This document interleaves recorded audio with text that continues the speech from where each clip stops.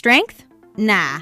The scariest anime villains never needed to be the strongest in the room. They just needed to be the smartest. And today we're ranking the 8 anime villains who didn't just beat the main character. They made the main character feel stupid for ever thinking they had a chance. The number 1 pick on this list? I promise you, you will argue about it for the rest of the week. Before we get into the list, we need to establish what genius actually means. Because half the internet calls every villain with a plan a genius. That's fraudulent judging. A real genius villain needs 3 things. 1. Their plan works without them needing to be physically present. 2. They anticipated failure and planned around it. 3.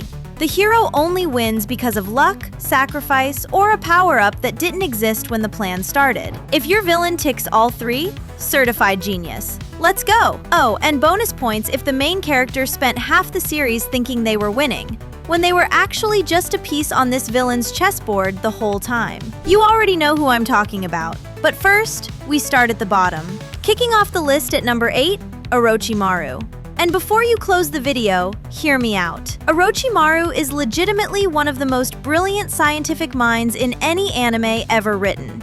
This man cracked the code on immortality, mastered every jutsu in existence, built a hidden village from scratch, and was literally ahead of the entire Hidden Leaf's research by decades. But here's why he's at number 8 and not higher. Orochimaru's fatal flaw is that his ego was louder than his brain. He kept underestimating people emotionally while overestimating himself physically. Got bodied by Itachi. Got bodied by Sasuke, his own experiment. The genius was real. The execution was fraudulent. Number 7, Muzan Kibutsuji. And I already hear the Demon Slayer fans loading up the comments. Listen, Muzan survived for over 1,000 years. He built an entire demon army. He infiltrated human society so completely that nobody knew what he looked like. That is genuinely impressive organizational genius. But here's the problem. Surviving is not the same as winning. Muzan spent 1,000 years running from the sun like it was a Monday morning alarm. His entire plan was, don't die, and he still died. A true genius villain doesn't just survive, they dictate the terms of the conflict. Muzan was always reacting, never controlling. Brilliant self-preservation, fraudulent endgame. Number 6, Don Quixote do Flamingo. And this one genuinely hurts to rank this low because Dofi's setup was perfect. This man infiltrated the world government as a warlord while simultaneously running the biggest black market weapons operation in the world. He had puppet kings, devil fruit factories, an entire island under his thumb. The infrastructure of his plan was genuinely peak villain behavior. But then, he got Luffy'd. And the worst part? He saw it coming and still monologued anyway. Doflamingo's genius was in the build. His stupidity was in the dismantling. The second things went wrong, he started giving TED Talks instead of emergency protocols. A genius villain has an exit strategy. Number 5, Mahito. And this is where the list stops being about plans and starts being about something scarier, psychological genius. Mahito is a curse born from human hatred of other humans. He has no childhood, no education, no life experience. And yet this creature understood the human soul, literally and metaphorically, better than every sorcerer in the JJK world. He didn't just fight Yuji, he studied him. He found Junpei, the one person Yuji connected with, and used him as a scalpel to carve out Yuji's emotional core. That's not a battle strategy. That's psychological warfare at a level most humans can't execute. The fact that a curse figured this out naturally? Terrifying. Genuinely one of the most intelligent villains in modern anime. Number 5, Griffith from Berserk. And if you haven't watched Berserk, I'm about to spoil it and I'm not apologizing because you've had decades. Griffith had one dream.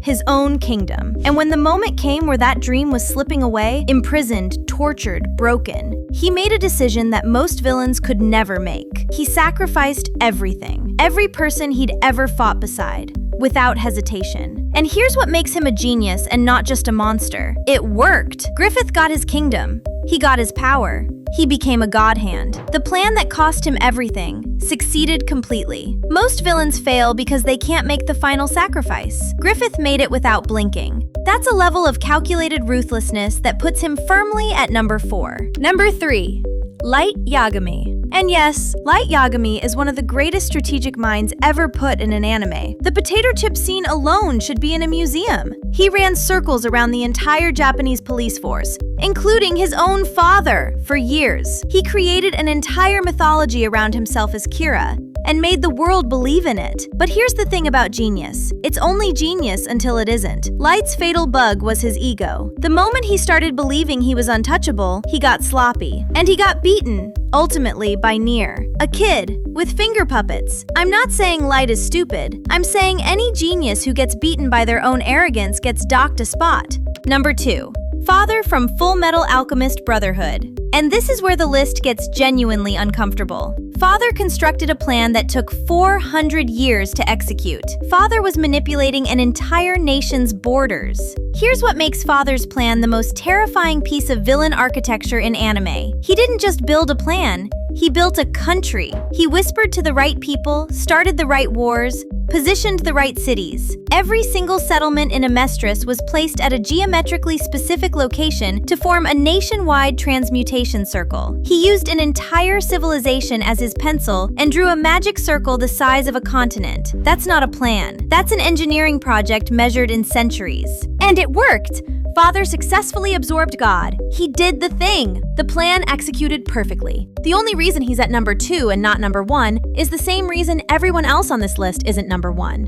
He got beaten. Edward Elric punched God out of him with human alchemy and sheer stubbornness. But here's the thing. Edward only won because Father genuinely didn't account for the full depth of human emotion in his calculations. He understood humans intellectually. He just never understood them emotionally. One blind spot. 400 years of perfect planning. One blind spot. If Father had just taken 30 seconds to understand why humans fight for each other, not for logic, not for strategy, but for pure irrational love. Number 1. Sosuke Aizen. And if you've been watching this channel for more than 30 seconds, you already knew. And before the Father fans and the Light fans start typing, I need you to sit with this for a second, because this isn't a popularity contest. We established rules at the start of this video. Undetected plan, anticipated failure, hero only won by miracle. Run every villain on this list through those 3 filters. Nobody scores higher than Aizen. Nobody. Here's what people forget about Aizen. He wasn't just a villain with a plan. He was a villain hiding inside the hero's organization for over 100 years. Captain of Squad 5, respected, beloved, trusted, and the entire time, every meeting, every mission, every conversation, he was moving pieces. Not rushing, not improvising. Moving pieces with the patience of someone who already knew how the story ended. The Central 46, Soul Society's entire governing body, were dead before the arc even started. Aizen didn't react to their decisions, he preemptively eliminated them and replaced their authority with himself. While the heroes were running around investigating a murder mystery, the murderer was sitting in the meetings, giving advice, being helpful. That's not just genius. That's a level of composure that doesn't exist in real human psychology. And then there's Kyoka Suigetsu, complete hypnotic suggestion. The moment anyone sees his Zanpakuto's release, their 5 senses are his. He doesn't just manipulate information, he manipulates reality as people experience it. Every fight, every confrontation, every escape, he could rewrite what his enemies perceived in real time. This isn't a power that compensates for intelligence, it's a power that rewards intelligence. In the wrong hands, it's useless. In Aizen's hands, it's the most broken ability in Bleach. Urahara Kisuke, arguably the second smartest character in Bleach, got played. Yoruichi, played.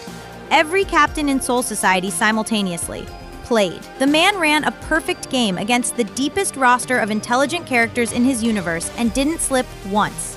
Not once, until the very end. And even then, Ichigo only won because Aizen's plan had a single philosophical flaw. He got so powerful that the Hogyoku decided he didn't want to win anymore. He was beaten by his own ascension, not by the hero's intelligence, not by a better plan, by the universe deciding he'd become something beyond victory and defeat. And even after losing, even in chains, Aizen sat there like a man who still knew something nobody else did, because he probably did. That's the thing about Aizen that no other villain on this list has. His defeat doesn't feel like a defeat, it feels like a choice. 8 villains, 8 different definitions of genius, 1 throne, and it belongs to Aizen. Not because he's the most powerful, not because his plan was the biggest, but because for 100 years, Nobody even knew there was a plan. That's the standard. That's what separates a villain who's smart from a villain who's dangerous.